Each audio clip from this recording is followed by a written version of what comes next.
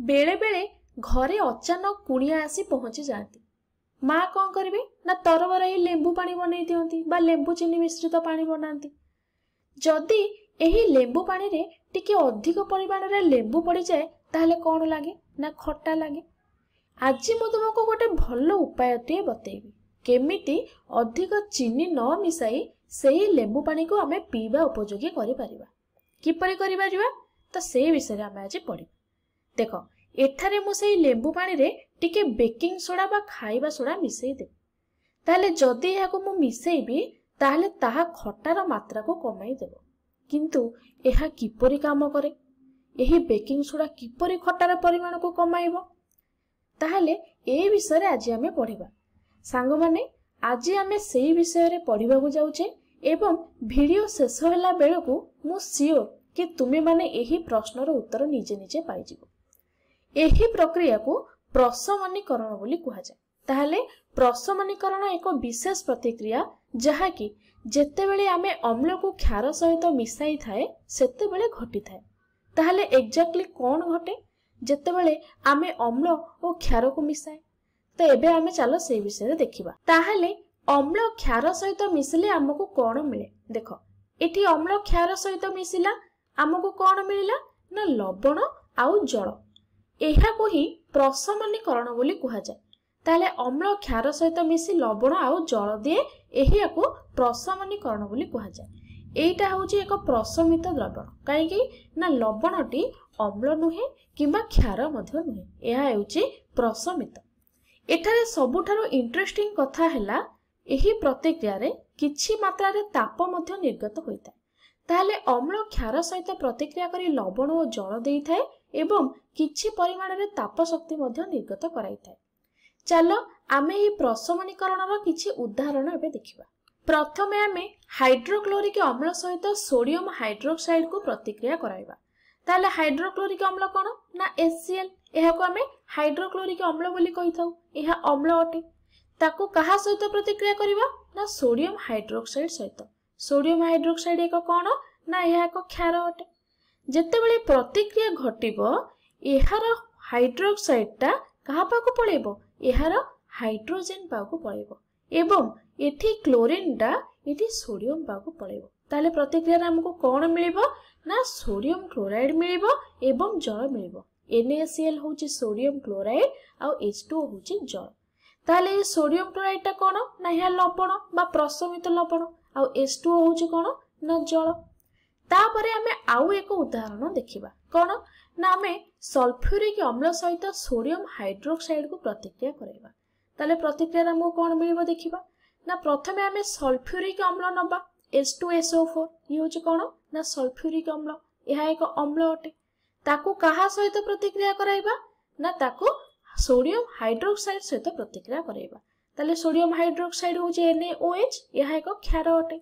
जेतेबेले प्रतिक्रिया कराइबा हमको कोन मिलिबो ना Na2SO4 बा सोडियम सल्फेट मिलिबो। एही सोडियम सल्फेट कोन ना एहा एक प्रशमित लवण अटे। ता सहित हमको जल मध्य मिलिबो। एठी हमको लवण मिलिला आउ जल मिलिला बा अम्ल क्षार सहित प्रतिक्रिया करी हमको लवण देला एवं जल देला। ता सहित किछि ताप शक्ति मध्य निर्गत होइथाय। एठारे एही लोकटी को देखो, से ता निजर पेट को केते जोर रे जाबुडी की धरिछि। लागुची पेटरे किछि प्रॉब्लम अछि बा किछि जंत्रणा हेउछि बोधे। बेले बेले आमे मसला जातीय खाद्य जदि अधिक खाइदबा एही भली किछि हेबा परि हमको जणा पड़े। ताले आम पेटरे कोन हुए ना बहुत सारा अम्ल उत्पन्न करिथाय बा आम पाकस्थली बहुत सारा अम्ल उत्पन्न करिथाय। तो आमको अनकंफर्टेबल फील हुए बा जंत्रणा हुए, एहा को बद हजमी बोली कहा जाए। ताले तुमे माने प्रशमनीकरण कोन जानिछ। ताले एठारे आमे अम्लर गुण को प्रत्याहत करिया पई बा कैंसल करिया पई हमको कोन करिया को पड़िबो ना किछि क्षारर सहायता नेबा को पड़िबो। सेटा हेउची एंटासिड। एही एंटासिड अम्ल को प्रशमित करिथाय हैला। तो आमे कोन करिबा जतले अम्ल प्रशमित हेइ जिवो आमे जंत्रणार मुक्ति पाइबा। एवं आउ गोटे उदाहरण बा आमे देखिबा। तुम मानको बेले बेले पिंपुड़ी कामुड़ी देथिवार तुमे देखुथिबो। पिंपुड़ी कामुड़ी के एई भलिया चिन्ह होई जाय, ताले एहा टिके जंत्रणादायक अटे। कहीं पिंपुड़ी आम शरीर को किछि मात्रा रे फर्मिक एसिड टाको बा फर्मिक अम्ल को छाड़ी थाए सेथिपाई आमको कष्ट होता है कामुला पर किछि समय देखो कुंडे हम किंतु व्यस्त हुआ नहीं आम पाखरे प्रशमनीकरण विषय आमे जानिचे बा हमर प्रशमनीकरण रा ट्रिक आमे जानिचे आमे जानिलेनी किपरि अम्ल को प्रत्याहत करि हेबो किपरि ना क्षार व्यवहार करिबा जदि आमे एठी बेकिंग सोडा को व्यवहार करिबा ताहले अम्ल प्रशमित होई परिबो एवं आमको आउ जंत्रणा लागिबोनी तेनु एठारे क्षार किए ना बेकिंग सोडा बा खाइबा सोडा होची क्षार जहाँकि फर्मिक अम्लर गुण को प्रत्याहत कला एवं प्रशमनीकरण कराइला एठी तुमे माने जो चित्र देखुच एटा कोन ना गोटे कारखानार चित्र ताले किछि जगार देखिथिबो कारखाना गुड़िकर बहुत सारा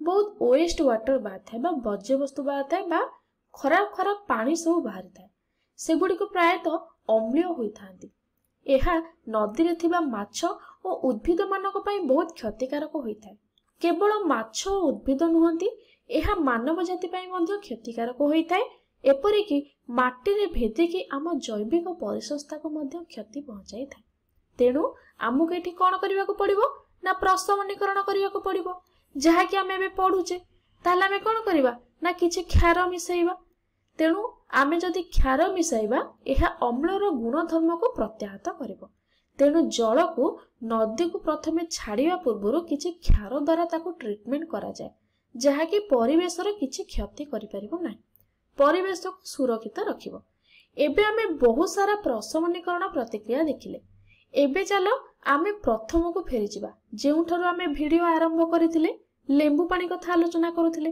ताहले आमे कोन देखिथिले ना लेंबू पानी रे आमे किछि बेकिंग सोडा ऐड करूथिले ताहले क्षार बा बेकिंग सोडा मिसेइबा द्वारा एहार खट्टा अंश टिके कमी जाउछि कोन हैला ना जदि बेकिंग सोडा आमे ऐड करूचे एहा लेंबू पानी सहित प्रतिक्रिया कराइबो बा बेकिंग सोडा टी खार लेंबू पानी होछि अम्ल ताले अम्ल क्षार सहित प्रतिक्रिया कराइबो एवं प्रशमनीकरण कराइबो एही प्रशमनीकरण जोगु लेंबू पानी रो खट्टार परिमाण कमी थाए एठी कोन हुए ना प्रशमनीकरण जोगु लेंबू पानी रो बैलेंस रखिला एवं पीबा उपयोगी मध्ये हैला ताले एठारे मु तुमको किछि काम देउछि तुमे माने तुम 4 वर्ष रे घटुथिबा किछि प्रशमनीकरण प्रतिक्रिया रो एक लिस्ट बनाओ आ मते सेटा कमेंट बॉक्स रे शेयर करिवो।